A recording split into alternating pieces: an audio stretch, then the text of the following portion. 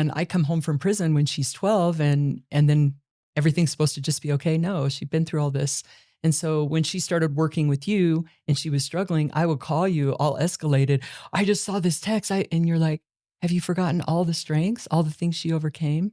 And I love the way you do that. And the people that you work with, you're like, remember who you are, man, what you've already gotten through. You have a 100% track record of getting through every hard thing you've been through Right. at this point. So I love that.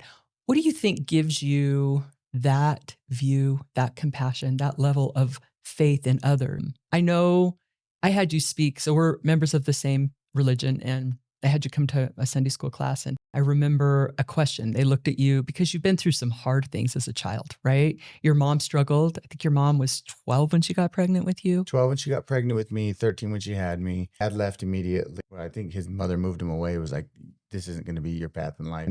And then my family struggled with another mouth to feed. And my mom has 5 other brothers and sisters. And so, and she also had this thing called codependency that she was really attached to. So all of her relationships were super unhealthy.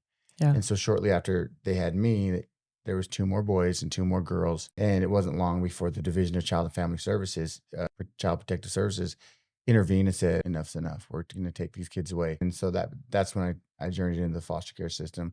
So, my life pretty much started out in dysfunction and chaos. Yeah. So chaos was something I was used to. It wasn't something like, oh my gosh, I'm going through some difficult times. What am I going to do? It's like, okay, this is the norm. You got to get through it. Yeah. Nobody gives you a blueprint of how to get through the chaos. You got to figure that out. That's where you find out who you really are. Right. And as a young kid, we don't know how to raise ourselves. And your mom was a young kid when she had Right. you. And I remember that day in church, somebody said, how have you been able to forgive your mom? Because there's a lot of people kind of stuck on, my parents did this, and rightly so. Parents don't have the rule book either.